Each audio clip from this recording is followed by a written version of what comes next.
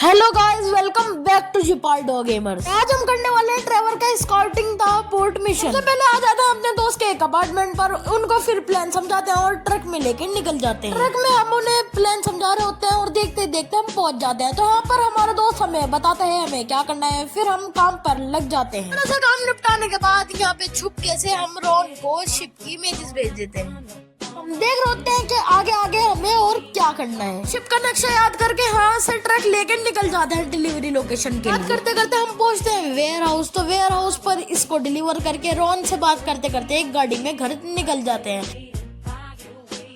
घर आकर कपड़े बदल कर कुछ खा पी कर अपना प्लान समझने लगते हैं। प्लान समझते समझते हो जाती है सुबह, तो नींद भी नहीं आई खुदा।